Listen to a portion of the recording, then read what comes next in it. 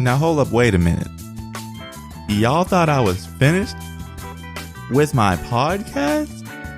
Nah. So, just to make that loud and clear, we back today with episode 3. Episode 3! We back with episode 3. Yeah, I can't believe y'all thought I was done. But you know what? It's not a bad way of thinking that, because I ain't gonna lie to y'all, I've been silent for, what is that, 2 months? No, but that's okay. So if you're new to joining in, thank you and welcome to my podcast. My name is Trey and this is the Genuinely Sarcastic Podcast. And if you are a listener, thank you for coming back. So I wanted to make this podcast more of like a story time, and I had a few rough drafts typed out, but for whatever reason, every time I type out my story times, I always think to myself like, oh, these stories are lame. Nobody wants to hear these. But that's not the mindset I should be in. So instead of doing that, let's just kind of progressively get there. We'll get to a few key points and stories that I want to talk about, right? And at any time that y'all feel like I'm rambling or the story sucks, how about you tell me and we go from there? Because you know what, me just trying to forecast what y'all like isn't working. Okay? And also, just before we get into it, I gotta give a huge shout out to my support system, because I love you guys. Y'all are the only reason that I can do this, because I woke up this morning. Okay, today's Monday, technically Memorial Day. Woke up today, and I woke up to 2 text messages from 2 different people going, hey, I woke up today, I checked again, and guess what I didn't see? And they sent me a screenshot of the notifications. They'd be like, no podcast from you. And I was like, dang. God dang. So, yeah, here I am today making up for it. That's my bad. It's my bad, and I'm going to get more consistent with it. But I ain't going to lie to y'all. Sometimes the podcast be hard. Like, you think it's just, all right, I'm going to just sit here and talk into the microphone for a few minutes and I'm going to be all right. No.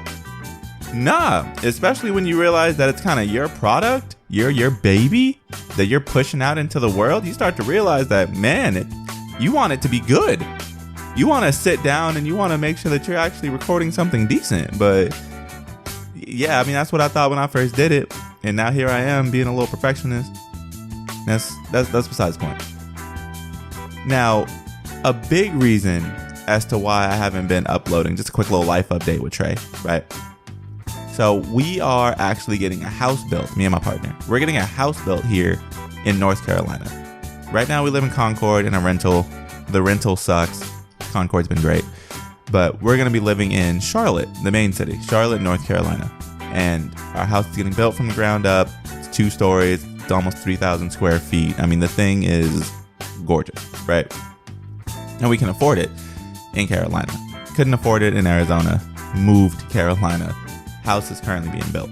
Now that brings some stuff on its own. So with the house being built, we're always driving out to the new lot looking at it. If the dirt's changed, if the cement's changed, if wood has changed. Right now it's just dirt. It's dirt that they're putting plumbing underneath, and then they're gonna put the concrete on after. So we've been checking that, every few days. Now the biggest thing though that has been taking away my time from the podcast is I used to do this once a week on Sundays. Sundays were my day off. So my partner would be at work. I'd be at home. I'd have nothing but 9 to 12 hours of just what I want to have going on. And that was always podcast work. I could sit in front of the laptop, hunched over, drinking water, banging out edits. Yeah, so my Sundays are gone now. And they're gone because I actually picked up a second job. Now, if you know me at all in the slightest way, you know that I get second jobs like nothing. I don't know what my problem is, but I'll always pick up a second job. So I picked up a second job again. And this time is a little different. The second job is only on the weekends. I work at a breakfast place on the weekends. In doing so, my weekends are gone. They're now filled with working, and when I get home, I usually smell like pancakes, and I take a shower and go to sleep. But I need to stop doing that. I need to be able to find some free time dive in and do the things that I care about, because life is way too freaking short to be sitting here saying, oh, I wish I did X, Y, and Z. Nah, I got the time. If something is important enough to you, you make the time. So I'm trying to make the time today on freaking a day off.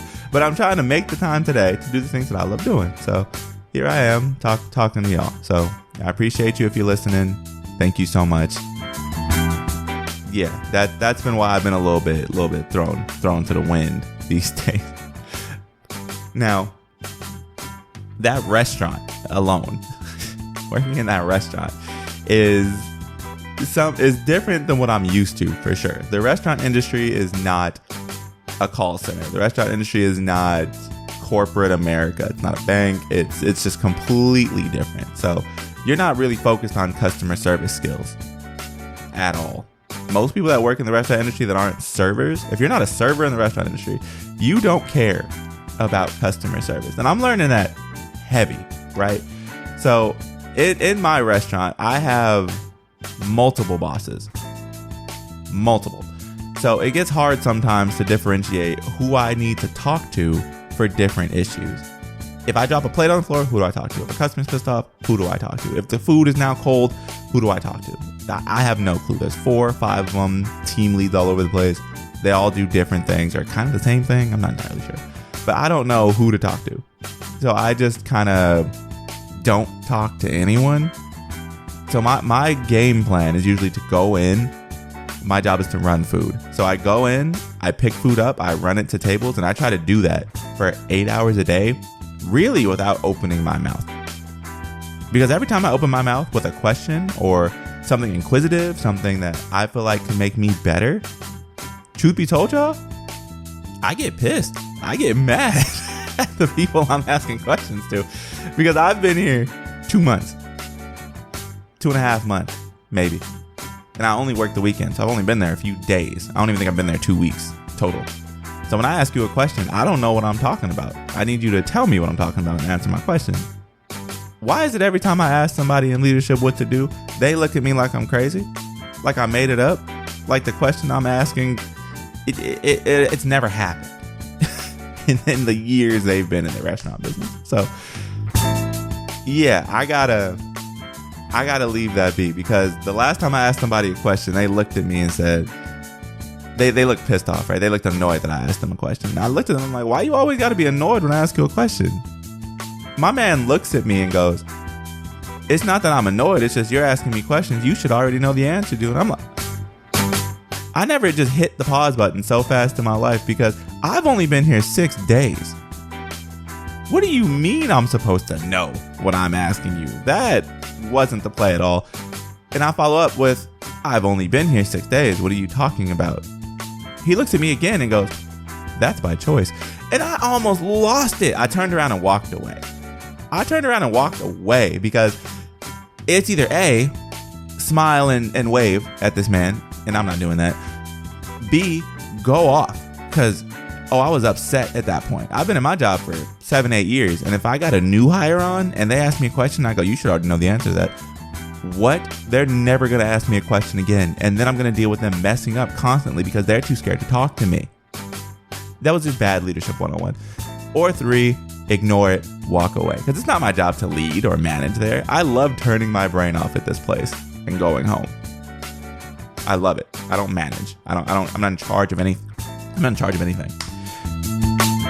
So yeah, I turned around, walked away, and now I kind of just don't talk to that person anymore. And that's made my job 100% easier, because not only is he not giving me misinformation, because he was wrong most of the time he talked to me, but I'm also just not upset. I'm great at being upset. I think I live to be upset at something. So instead of doing that, I now just walk away, and that has brought me peace at the restaurant world. Now I know what you're thinking, and that's Trey. You got 2 jobs, my boy. 2 jobs and a partner. So outside of the 2 jobs, the partner, and checking on the house, what do you do? Well, mostly I've been trying to work out a little bit. I used to work out every single day, and I used to run every single day. I was killing myself. I used to go 2 times a day before I was doing that. But nowadays, I'm just trying to get back into the gym slowly. I'm trying to do 2 to 5 days if I can. I'm trying to get back into the gym. We got a home gym in the garage. Spent a lot of money on the equipment because, in my opinion, the best way to do something is to kind of invest in it. If you spend some money on gym shoes, it's going to push you to go to the gym at least a little bit. You spend money on a new tank top, headphones, etc. Well, we spent money on the home gym. We don't even have to drive there anymore. We walk out the garage door and boom, gym. So I've been trying to get into going to the gym a little more. That's mainly what my life consists of nowadays. It's work, partner, house, gym. Sometimes trying to shower in between all that. Hygiene is important. Yeah, it's been a roller coaster. Yeah, it's been all over the place. And not to mention, within the last few months, that I've flown to Nevada and Arizona to visit our families. Because living in Carolina, all of our families on the West Coast, so we're flying 5 hours all the time to go see them. So I've done that 3 times this year, and it is May. It's May. Okay, that's life update. Okay, I'm doing good. I'm chilling. I got stuff in the works. Like, I'm okay. I'm turning 30 here in August, so I gotta try to come up with something cool and fun to do for 30, because really all I want to do is watch anime and maybe go to sleep early that day. But that's in the works. That's in the works. So let's try to ramp towards story time.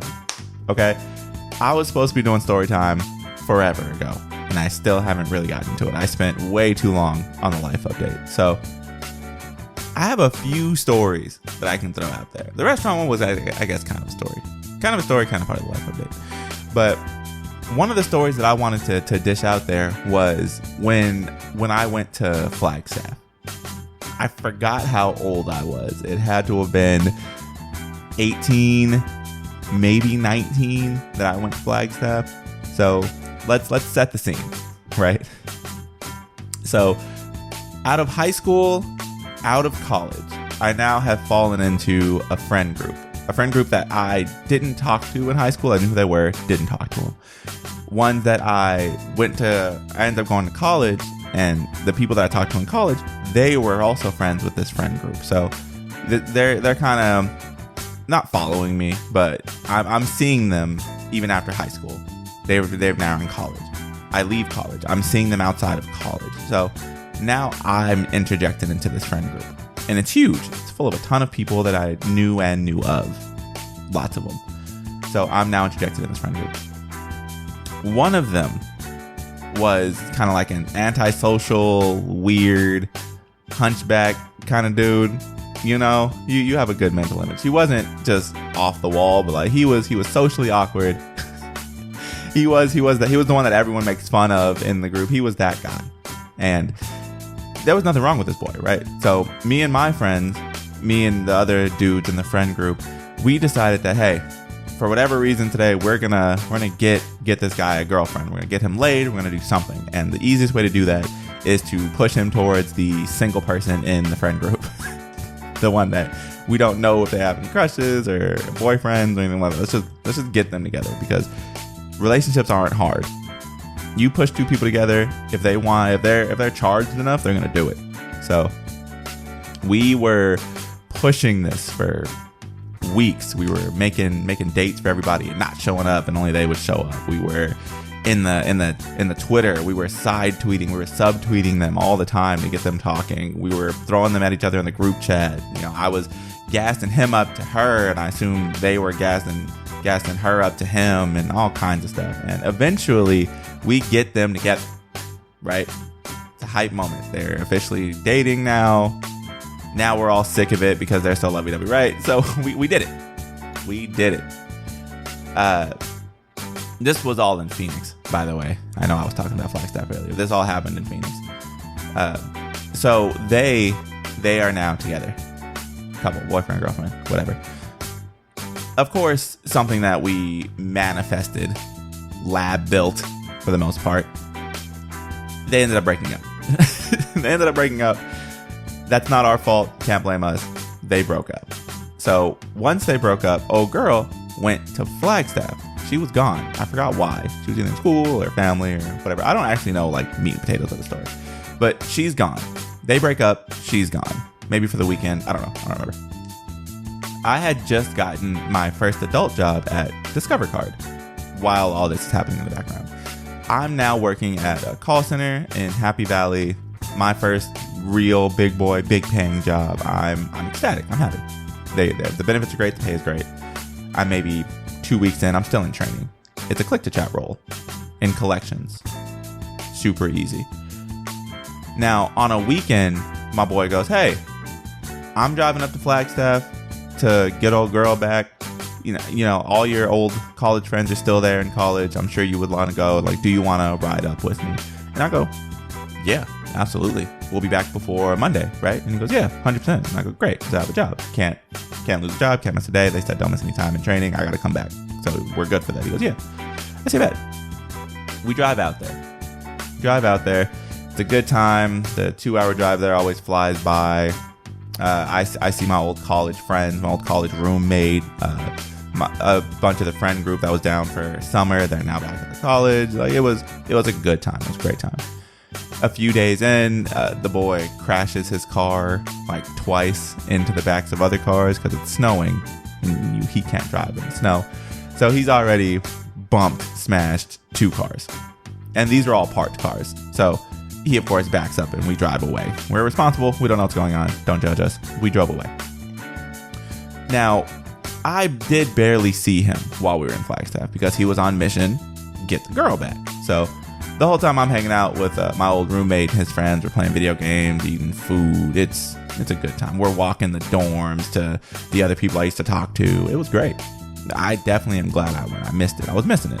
I left college. I'm doing adult stuff now. It was nice to be back. Now, a few days passed of literally just that happening. It's now Sunday night. Sunday night at a normal time, maybe 6, 7 o'clock. A great time to now drive back, get sleep, and start Monday for me. He's not back at the apartment. So I'm calling him, I'm texting him. I'm like, what's going on, dude? We're supposed to have been gone. What's up? And he's like, hey, listen, so I'm doing real good. I think I really got a good shot at this. I'm going to take her to a movie. Then I'm going to come back and we can bounce. Mind you, it's like 6, 7, 8 o'clock at this point. Movie is an hour and a half, 2 hours long. So I'm looking there. I'm upset about it. I told him, don't go. I'm like, no, dude, we got to leave. And of course, he left me on red. So he's now at the movies, not answering his phone. It's obvious. He strolls in the door like 10, 11 o'clock at this point. I'm still awake and I'm upset. He comes in tired, looking like, oh, I just want to. He comes in tired, energy drink in his hand, like, hey, what are your thoughts on sleeping here? And then I take you back early morning to where you make it to work on Monday. And I'm like, no. What? You should have been back earlier. We were supposed to leave earlier. Did you even get her back? Like, was all this worth something? He goes, no. I'm like, okay, so then like you should have just came back. It was gonna end the same regardless. Whatever.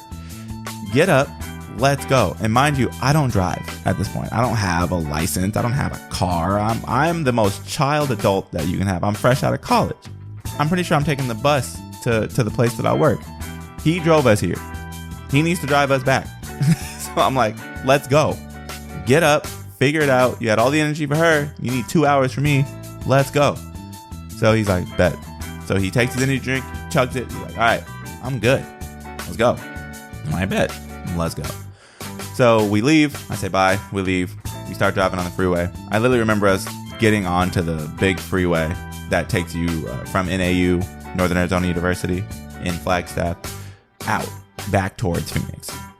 It's one of the only ones with lights. So we get on that. We're driving. I'm like, all right, cool. So it's 11, 12, like midnight at this point. It's 11 to midnight. I go to sleep. I go to bed because at this point I'm tired, man. I got work tomorrow. I've been waiting up. My bedtime is 8, 9 o'clock, even back when I was 18, 19. So I'm exhausted. I go to sleep. Now, mind you, 19 on down, I wasn't a fan of driving. That's why I didn't have a license. Cars scared me. Too much happens in a car. I didn't want to be in control of it. Yeah, I didn't even have a license. So I go to sleep. I'm asleep in the car, knocked out. I don't know how much time goes by. I don't know where we are. I have no idea what goes on. But I wake up to the car spinning. Okay? I don't know if anyone here has been in any kind of car crash. Okay? I've only been in one car crash, and it was this one. Okay? So I go to sleep. I wake up. The car is straight up spinning. It's in a tailspin. It is going. I'm terrified. Okay? I see the world around me blitzing by. It's insane. Now, what I also remember is the car flipping. Okay? The car not only spun, it flipped a few times. This is us on the freeway, so I don't know how fast we were going, but we're spinning and we spin into a flip. The car flipped a few times. I knock out again. Okay? So, mind you, the only memory that I have is us leaving, us flying off of the freeway, me knocking out again. I wake up. I wake up. I'm looking around. You know the ringing that you hear in movies? I'm looking around. I can't hear anything. My vision is blurry. I look down. I'm wearing Anchor Blue jeans. I don't know if y'all remember Anchor Blue. Anchor Blue was my favorite store. I'm wearing Anchor Blue jeans. These are the first pair of pants I ever bought. They were like $45. I was so happy about these pants. I wore them because they were nice. I look down at my Anchor Blue jeans. My Anchor Blue jeans are red. All of them. The entire pants. Red. I'm freaking out because they're deep red. They're blood red. I'm freaking out. I look around, look down at my shirt. My shirt is ripped up. My shirt is also blood red. This was a gray shirt. It was blood red. I'm freaking out. My seatbelt's on. I look to the left. My boy is gone. He's gone. Look to the left. He's gone. Look to the right. I see the flashing lights. What the frick is happening? The door is now being ripped off. Someone is now cutting me out of the car. They can get me out the car. They now cut me out the car. Throw me on a gurney, rushing me to the ambulance. I'm like, what's going on? I'm crying. I don't know what's happening. I black out again. So, mind you, what has happened now is all I know is something bad happened. All I know, my boy's not in the passenger seat anymore. All I know is there's no way I'm okay because I've lost way too much blood at this point. More than any normal person has seen in their lives. I've lost it. All right, I've blacked out again. I wake up in a hospital in some random county in like deep on the way to Phoenix, Flagstaff, some random hospital. Wake up. They hand me a bag with all of my belongings, which is a blood-soaked outfit. Hand it to me. I'm in a gown, obviously. They've told me what's now happened, which is I've been in a car accident. I go, oh my God, what happened to my boy? They go, your boy was ejected out of the car. He was ejected out of the car. We thought he broke his neck, his spine. We thought he was not okay. We helicoptered him to the nearest hospital. So he's not even at the hospital we're at now. We had to helicopter him to a place that could have accommodated him having a broken neck spine injury. I'm like, okay. And they're like, you were also not okay. You lost a ton of blood all from your head. Your head lost a ton of blood. I'm like, what do you mean my head? And they showed me a mirror. And my whole face is scratched up. Not even scratched up, it is gashed up. I lost so much blood from my face. They also showed me the top of my head where they had to shave, sew, and staple the giant wound at the top of my head shut. I'm freaking out. I'm freaking out. I still don't know what's going on. Okay? I still don't know what's going on. They tell me, is there someone that can come in contact that we can come to maybe get you or talk about or anything? And I go, call my mom. Call my mom. My phone is also, obviously, smashed. Okay? My phone is destroyed. I don't have any contacts. And the only one I have memorized is my mom. So we call my mom. My mom doesn't answer. And mind you, it's 5, 6 a.m. It is early in the morning. Okay? My mom doesn't answer. Don't ask me why or how I remembered my big sister's phone number. But I did. And we called her She woke up sleepy. Trey, what do you want? I'm telling her, I'm in the hospital. Can you come and get me? The doctor's going to tell you where I am. She goes, what? I hand the phone away. He tells her where I am. I don't know how much time goes by. She comes and gets me with my mom. My mom is hysterical. She's like, why didn't you call me? What's going on? What's wrong with my son? And I'm like, Mom, I tried to call you. You didn't answer. So they're both there. They're crying. They're freaking out. We all are at the point of not understanding what's going on. Like, that's just how bad it was. Stuff is being explained to me. I have memories of bad stuff happening. It's not like I have any idea what the frick happened. So they wheelchair me out. I get in the car. We drive home. I'm laying in bed. I'm hurt. I'm not okay. They gave me these horse pills to take that are pain relievers. We wake up the next day, and obviously my adults around me, my big sister, my mom, my dad, they're all telling me what to do now. So now they're like, hey, you almost died. You want a summary of what happened? You almost died. So now you have an almost died bill at the hospital. We need to get that taken care of. They gave it to us before you left. You weren't driving. Let's get that taken care of. They said that the car insurance should cover it just fine. And I go, okay, cool. Mind you, the boy that I went out there with, we're borderline best friends. That group that I was in, all the girls, all the boys, we are best friends. To me, I love these guys. I've never had a group of my own to call, these are my friends. I maybe had one friend, one best friend. I maybe had a few acquaintances, but I've never had a group of friends. We were all friends. So I call him because he's obviously not okay either. He's out of the hospital. I call him. He tells me what happened to him, which was, his neck wasn't okay. They thought he broke his spine. He was wearing a brace on his neck. They had to helicopter him to a hospital. He wasn't okay either. And I go, okay, yeah, that sucks. We're on the same page. That sucks. Okay. So, yeah, but about that, like, you were driving. What happened? He goes, okay. And this is what messed me up for driving my entire life. Okay. Mind you, I can't sleep in a moving vehicle anymore because I can't sleep on a plane. I can't sleep in a car. We went to Greece, which was a 24-hour plane ride. Couldn't sleep. Hawaii, 6-7 hour plane ride. Couldn't sleep.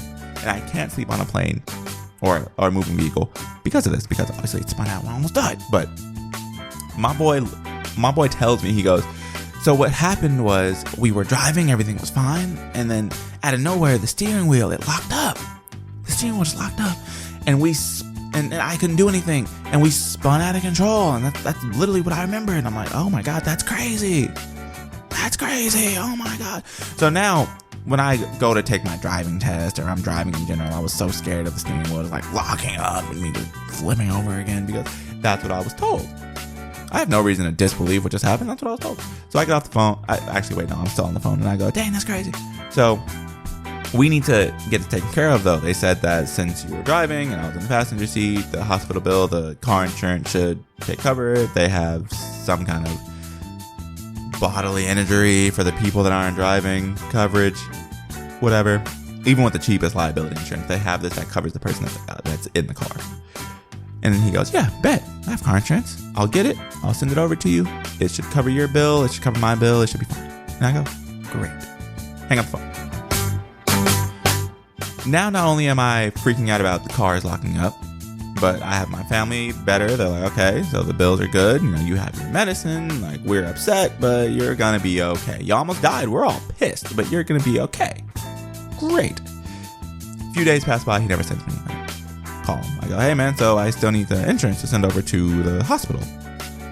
And he goes, oh yeah, so about that, I don't have insurance. I'm like, wait, what? He's like, I don't have insurance. And I go, what do you mean? He goes, yeah, we were uninsured. And I'm like, okay, so I have like a $40,000 hospital bill at this point, man, that I didn't cause. You did. I'm upset at this point. I'm like, I didn't cause this. I'm not paying for this. What do you mean? He's like, well, I'm not paying mine. I'm just going to ignore it. I'm like, what? I don't care what you're doing to yours. I don't care what's happening to yours. You need to figure out mine. You were driving us. You flipped us over. You need to figure out how this works, because I now need these bills paid, dude. He's like, listen, I'll figure it out. He hangs up the phone. Psych. Just so you guys know, for just the remainder of the story, didn't hear from or talk to this man since that phone call. So since that phone call, my mom's now upset. She's calling lawyers. They're taking pictures. They're like, listen, you're going to be okay, yada, yada. I'm like, great. So after that happened, lost a friend, gained a huge hospital bill, lost a ton of blood. I got self-conscious over the scars on my face to where I wore a headband for years, by the way. That was bad. People made fun of me for wearing the headband. No one understood why I was wearing a headband. They just called it a headband phase. And it was bad. And then after that, I mean, another friend of mine like stole a tablet from me randomly. That happened. We stopped talking. The whole friend group for me was just falling apart, which is crazy. But I still do talk to 2 people from that friend group, or maybe it's 3. I don't know a number. I still talk to a handful of people from that group, and they are lifelong friends. To be honest, one of them is the people that texted me about not having a podcast in his mailbox today. So these people are fantastic. I love them, okay? But 2 of them were not great, and it caused a very dramatic role in my life that I still live with today. All right, we just flew back from freaking Nevada. It was a layover flight, so total it was like 9 hours. I woke up at 2 a.m. to take this flight. I should have been sleeping on the plane, and I can't. And I can blame him all day, but I should be able to work through this, but I can't. It's embedded in there. That's a chunk of my car crash story. No one was okay with it. Everyone I know, friend, family, acquaintance, anyone that heard about it was just pissed. People that knew the other side, my boy's side, they're like, nah, man, just so you know, no steering wheel locked up. My boy went to sleep, and I'm like, no. He's like, yeah, he went to sleep at the wheel and the car flipped. I'm like, dang. That was wild. I think I've probably talked a little longer than I should have about that, but that's okay. It was supposed to be story time. We did it. We talked about it. Like I said, we out here. we just vibing. We just talking. So yeah, that was a lot. That was a lot. That was back when I was 18, 19. I was still in my opinion, I was still just a kid. I didn't know what I was doing. And nowadays, I understand better. I know who to trust when I'm in a car. I know that if I can drive, I should drive. I know if I shouldn't even go, I'm not even gonna go. Like, not everything needs to be a trip or an adventure. Sometimes you can just sit down at home and enjoy your time. You can just enjoy your time. I'm almost 30, and it took me so long to realize that I can just sit down in silence and be content. Isn't that crazy? No one thinks that. Everybody wants to go somewhere, travel, see something, do something. Sometimes you can just sit down and be content. Stability is important. Silence is important. Your time is so valuable. It's crazy. Yeah, that was my day. About a decade ago. Glad I can let y'all in on it. But either way, you know what? I'm not going to sit here and promise about how frequent these podcasts are going to be, because on a real note, back when I was doing them, episode 1, 2, and even the trailer, those things the trailer took me 3 to 4 months. This one obviously took me 2 to 3 months, and I still need to edit it, y'all. I know that y'all are going to listen to post and like, y'all don't know what I'm talking about, but I still need to sit here and edit this. I need to hire an editor. Need an editor. So if you know how to edit voice, hit me up, bang my line, and we can figure that out. But yeah, we didn't actually get to talk about tech a lot. Oh my god, dude, no. This was supposed to be called the Tiny Tech Podcast, and we were supposed to talk about tech. So quick little intermission, real fast. I bought a PlayStation Portal. PlayStation Portal is not a game console. It's kind of like a mobile gaming thing. So you have it connects straight to your PlayStation via Wi-Fi. You can play the games to the Portal via Wi-Fi at home, at a hotel, at a McDonald's. It's dope. It's been sold out.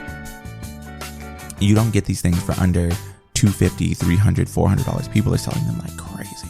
I finally found one on sale for the retail price, which is $199.99. I found one. I bought it, got here, ripped it open, played it, loved it, got a platinum trophy with it. Okay, this thing was great. But it had a lot of kind of quirks to it, stuff you had to get used to because you had the option of playing mobilely. And it's definitely a first generation thing. Like, you can tell they're going to drop a PlayStation Vita 2 or a PlayStation Portal 2 or just a PlayStation Portable in general that you can actually download and play the games on.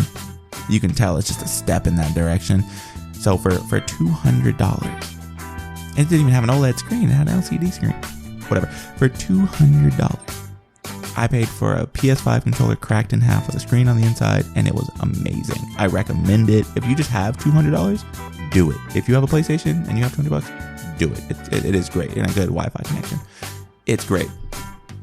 But for us regular people who don't have extremely fast Wi-Fi, who don't have $200 to just burn, and who start to nitpick things, who start to second guess their purchases while they're standing in line at Ross. If you're in line for more than 2 minutes and you start to think, "Ooh, do I really need this?" and you put it back. If you're one of those people, don't buy the PlayStation Portal, right? But if you're a tech enthusiast and you have $200 and you have a PlayStation, I do give my full recommendation for it. That thing is dope. I got mine at Walmart. They had it in stock. I don't know who has it in stock right now, but Walmart did. But no, as I did return mine. I do give that recommendation. I did return mine. Take that as you will. I'm gonna stop rambling, because at this point I'm literally right here ASMR into the microphone. So I know for a fact I'm getting way too into this. I'm gonna go ahead and stop right here. I appreciate you guys for listening. Thank you for coming. Thanks for all the encouragement. Literally, you have no idea. This has been Genuinely Sarcastic. My name is Trey, and I'll catch you in the next one. Peace.